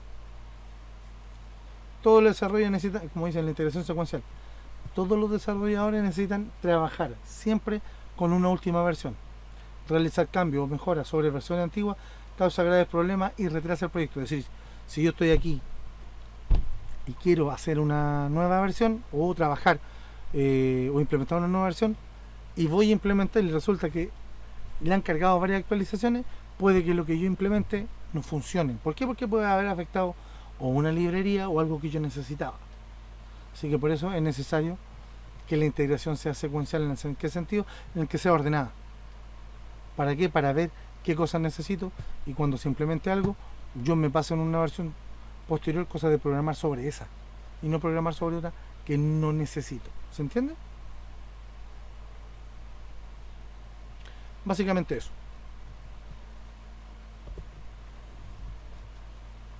Dice propiedad intelectual colectiva o propiedad colectiva del código. No se refiere a quién es dueño del código,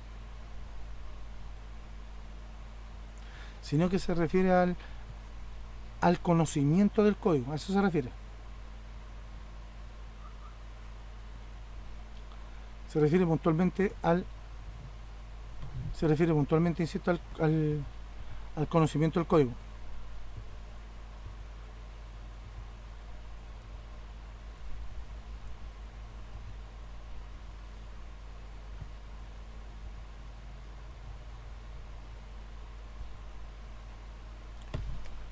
Como dice ahí, la propiedad colectiva anima a todos los miembros del equipo a aportar nuevas ideas. Cualquier desarrollador puede cambiar línea de código para añadir funcionalidades, solucionar errores, mejorar diseño o refactorizar el código. Si alguien encuentra que algo le falta y puede meterle mano, le mete mano, no hay ningún problema. Cuando una persona realiza un desarrollo, tiene que subir al repositorio el código de la prueba unitaria funcional al 100%, y así cualquier otra persona que se descargue esa nueva actualización confiará en que tiene el código funcional y sin ningún problema. ¿A qué se refiere todo esto? En que si yo voy a hacerle alguna modificación a algo, sí o sí tengo que avisar. ¿En qué sentido? En el sentido de que tengo que subir esta nueva modificación y todos tienen que estar al tanto de que esta modificación funciona al 100%. Por ende yo tengo que subir qué pruebas le hice, ¿ya?, a esa parte y ver cómo funciona. Eso es todo. Y cualquiera, insisto, cualquiera puede modificar cualquier parte. Obviamente que quede funcional. Porque si alguien, por ejemplo, nosotros refactorizamos hasta que nos aburrimos y no creemos que no puede comprimirse más, y llega alguien y lo hace y puede comprimirlo más, perfecto, que lo haga. Siempre y cuando esté dentro de los estándares y está asumiendo la responsabilidad de lo que está haciendo. ¿Ya? Solamente eso. A eso apunta con la propiedad colectiva del código. Súmale que me va ahí. Ahí sí.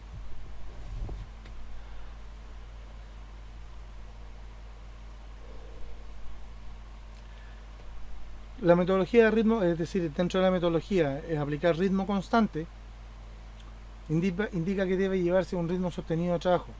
Tradicionalmente esto se denomina semana de 40 horas. Sin embargo, lo importante en XP no es si se trabajan 30, 40, 50 horas por semana. El concepto que se desea establecer con esta práctica es el de planificar el trabajo, mantener un ritmo constante, razonable, sin sobrecargar el equipo. Cuando un proyecto se retrasa, trabajar tiempo extra puede ser contraproducente, es decir, no necesariamente puede ser mejor, ¿ya? Puede ser incluso más perjudicial que beneficioso. El trabajo extra demotiva inmediatamente al grupo e impacta en la calidad del producto. Es decir, si alguien va atrasado, en ocasiones incluso es mejor decirle, no motivarlo a que trabaje más, sino que motivarlo a que se focalice más en su trabajo y prestarle ayuda en algunas partes que pueden ser en las cuales está quedando atrasado, pero no más que eso. Dice, en la medida de lo posible se debería renegociar el plan de entrega realizando una nueva reunión de planificación con el cliente, los desarrolladores y los gerentes, además agregar más desarrolladores en proyectos ya avanzados. No siempre resolver los problemas o salir al proceso. Es decir, si alguien va lento, no, a lo mejor no es necesario o no va a hacer que avance más, es colocarle más programadores o colocarle un programador al lado extra. No, es simplemente motivar y decirle y hacerlo sentirse valorado. Ellos estando contentos van a producir más. Básicamente por ese lado, insisto, por ese lado apunta.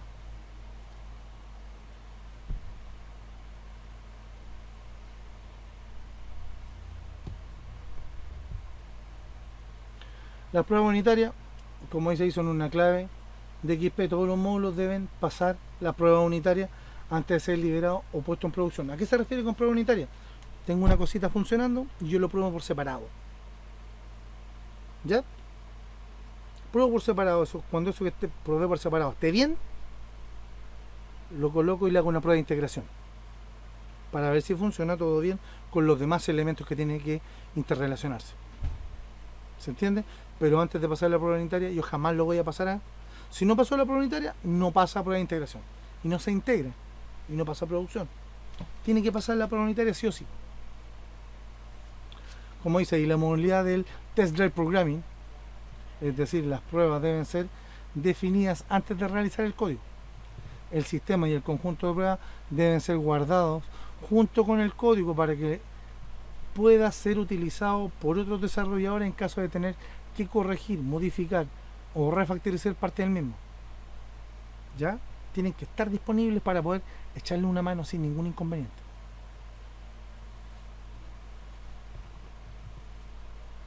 Los valores de XP. Valores de XP: simplicidad, comunicación, retroalimentación y coraje. Yo no lo puse. El coraje me da mucha risa. Pero la simplicidad ya está más que definida. ¿Ya? Y lo hice muy simple de arriba, hacer exactamente lo que se le ha pedido y no más. Por eso apunta la desarrollo en base a la prueba, para que no desarrolle más de la cuenta. La comunicación entre los distintos componentes del equipo de XP es fundamental, dado que se van a complementar y el diálogo constante y como dice ahí, el diálogo cara a cara entre desarrollador, cliente y usuario es el medio básico de comunicación. Es decir, nosotros tenemos que estar en comunicación constante. La retroalimentación: siempre hay que tener en cuenta la valoración o el feedback del cliente una vez que se hace una entrega e intentar mejorar haciendo cambios en el proceso si es necesario. Y el coraje: se trata del equipo asuma la responsabilidad de su trabajo, tanto si es éxito como fracaso, además de ser emprendedor a la hora de implementar cambios en la aplicación, por ejemplo, dentro de las refactorizaciones. No tener miedo a refactorizar o hacer refactorizaciones potentes las cuales pueden ayudar a que el software sea de mejor calidad. Por ese lado apunta.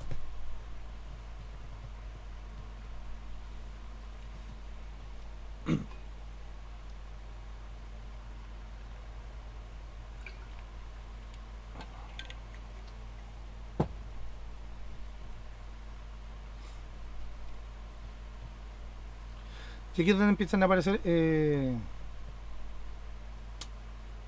los roles. ¿Quiénes quieren dentro de toda esta cuestión? ¿Ya?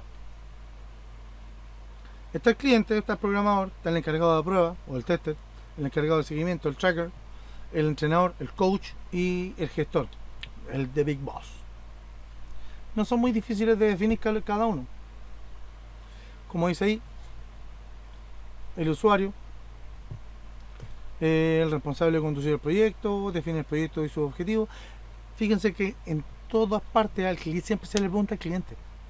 ¿Ya? El cliente no es que vaya a venir siempre el mismo, en ocasiones sí va a venir, ojo, en ocasiones si vamos a cambiar por dar un caso, cambiamos de módulo de contabilidad a venta, a lo mejor a probar el de contabilidad va a venir el de contabilidad, pero a lo mejor el cliente de ventas va a venir un vendedor o va a venir el jefe de venta. ¿Se entiende? No necesariamente es el mismo, siempre se le trata como a la misma persona, pero pueden ser más de uno. ¿Ya? Como dice ahí, es responsable de dirigir, de conducir el proyecto, define el proyecto en su objetivo. Cuanto más proceso, es más trabajo, cuanto más se involucre, mayor será la oportunidad de éxito. Aquí es donde nosotros tenemos que tener claro que él tiene que involucrarse, que lo que está haciendo no le está quitando tiempo, sino que va a ayudar a futuro a su empresa que ande mejor. Ese es el cuento.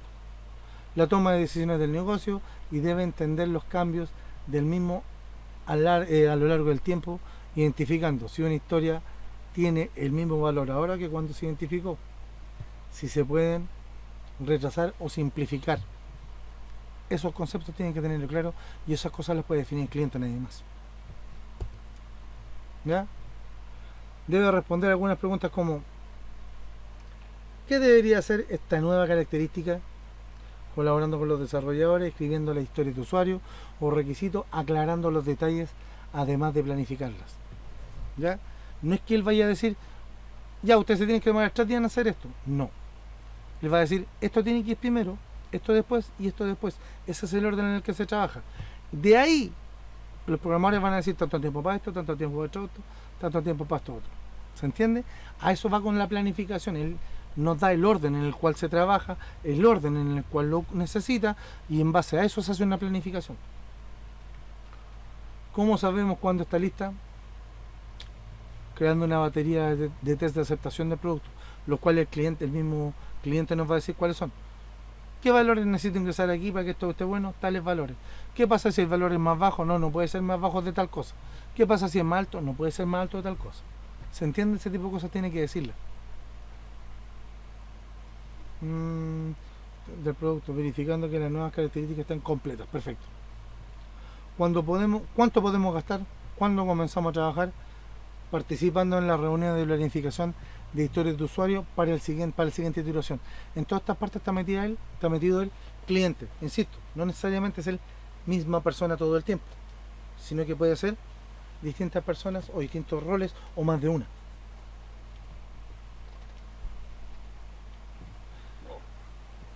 ¿Qué derecho tiene el cliente? A maximizar la inversión, o sea, escogiendo la historia de usuarios para cada iteración.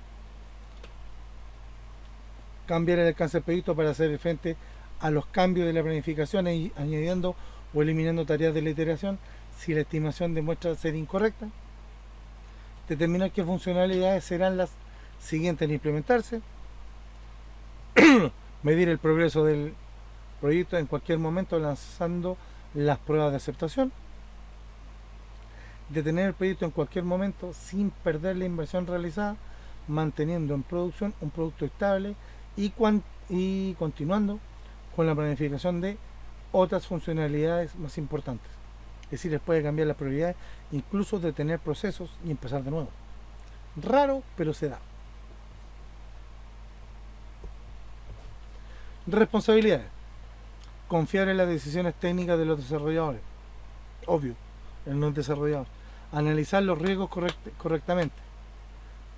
Seleccionar las historias que aportarán más valor para cada iteración. Definir las historias de usuario de forma precisa, permitiendo a los desarrolladores realizar estimaciones más asertivas. Es decir, participar en el equipo dando directivas de feedback tan pronto y preciso como sea posible, buscando de poder dar las proyecciones de tiempo lo más rápido posible. A eso se refiere. Si se fijan, todas estas cuestiones son más o menos obvio, pero básicamente es la pega que debería tener el cliente. No es menor, es grande.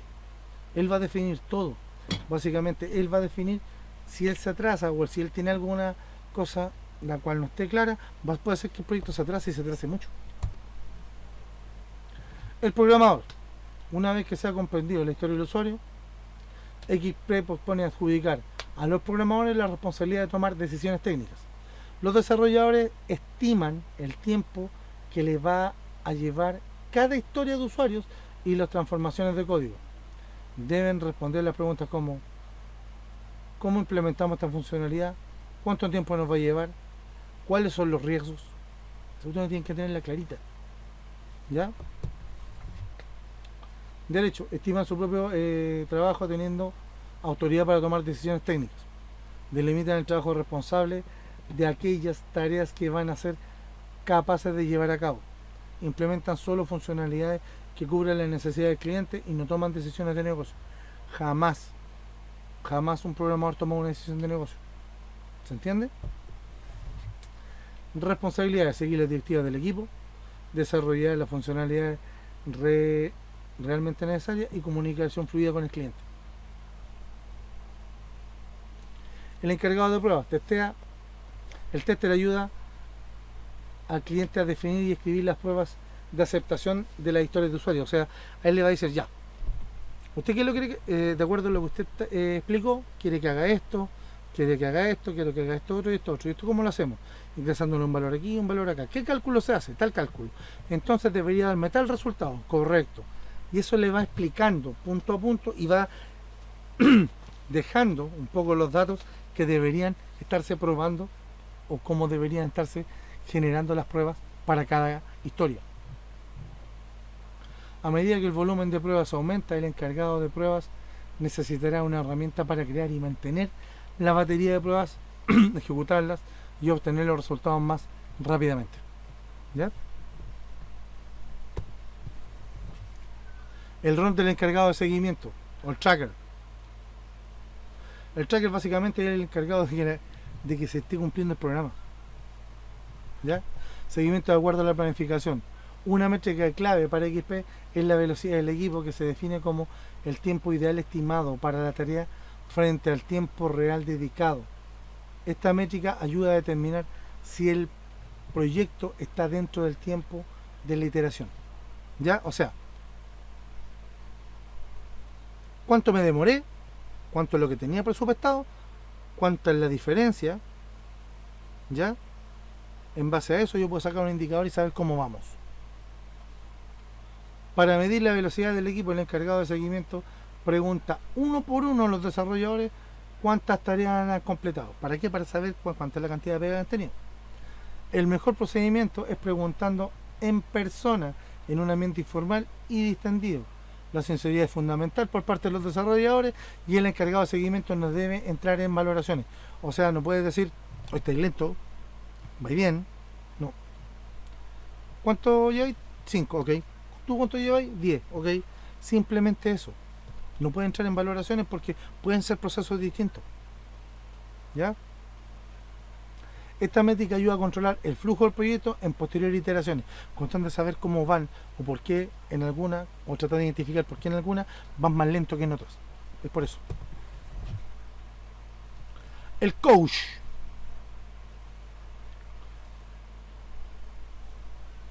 Ojo, el coach, como dice ahí, no es un rol cubierto en todos los equipos de XP. Su papel es guiar y orientar al equipo. No dirige. Él no dirige. Especialmente cuando se comienza a trabajar por primera vez con XP.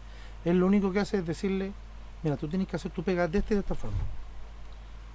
No, mira, XP dice que tú tienes que hacerlo así, así, así. Lo guía, el coach lo guía dentro de la metodología, para que la metodología trabaje de buena manera. ¿Ya? No es que les diga cómo hacer la pega, les dice cómo trabajar con XP. Esa es la gracia del coach. Esto se debe a que no es fácil aplicar XP en forma consistente. Aunque son prácticas de sentido común, es necesario un tiempo para interiorizarlas. También hay situaciones especiales en las que se requiere la sabiduría de un especialista en XP para aplicar sus normas frente a un obstáculo al proyecto. Donde, por ejemplo, mira, no hay cómo hacer esto. Mira, fíjate, XP lo que dice que cuando llega a este punto, lo que tenéis que hacer es consultar con el Big Boss con respecto a ayuda para este tipo de cuestión, a lo mejor complementando con un outsourcing, dígase, trayendo a alguien que haga la pega puntual y después dejándote libre con el resto. Cosas por el estilo. ¿Se entiende? Eso es lo que hace el coach. Orienta, guía dentro de lo que es la metodología. Ni siquiera dentro del proyecto de desarrollo, solo dentro de la metodología. Como dice ahí, el objetivo de un entrenador o un coach es que el equipo comprenda las directrices de XP. No se trata de que sean solamente teóricas, sino que dar el ejemplo y proponer ideas para mejorar. Esa es la gracia de tener un entrenador. Básicamente, ojo, es más que una pega de dirigir. es guiar, no dirigir, guiar. Creo que me faltó alguien, ¿o no, chicos? Ah, el de Big Boss, el jefe. No está, no lo tengo.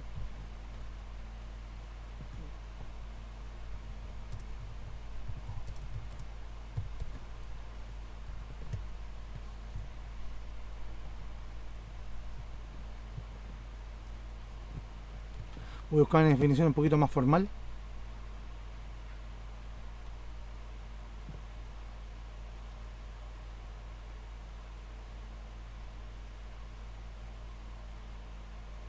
Sí, aquí le voy a... Deme un segundito.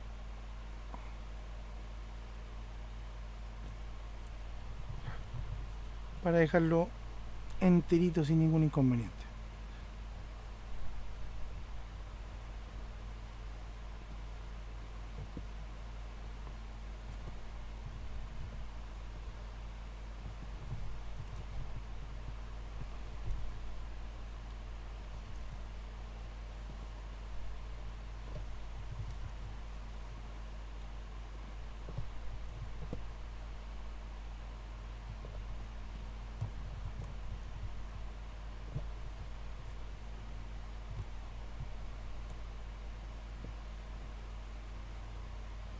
Ya, ahora sí, vamos viendo. El Big Boss o gestor es el dueño del equipo y sus problemas, experto en tecnología y labores de gestión. Construye el plan del equipo, obtiene los recursos necesarios y maneja los problemas que se generen. Administra a su vez las reuniones, planea planes de iteración y agenda de compromisos, etcétera. No le dice al grupo qué tiene que hacer, cuándo hacerlo, ni verifica el avance de las tareas. Eso no lo hace él. ¿Se entiende? Él lo que hace es el que maneja el equipo en cuanto al compromiso y las tareas.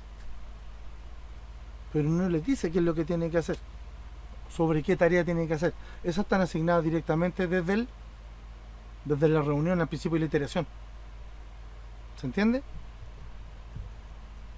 Ahí es donde trabajan eso.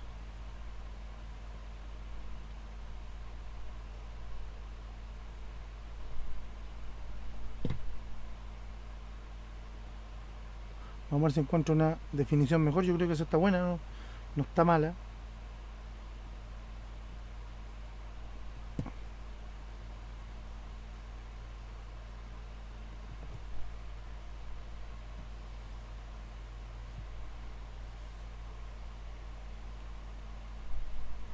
Básicamente esa es la función que tiene. Y ahí tenemos todos los roles definidos dentro de lo que es XP, chicos. Yo creo que... ¿Qué es? Uy, un cuarto para las 7. Ya. Yo creo que, insisto, ahí tenemos más que suficiente. Voy a dejar esto disponible. Voy a comprimirlo, obviamente. Y voy a subirlo. ¿Ya?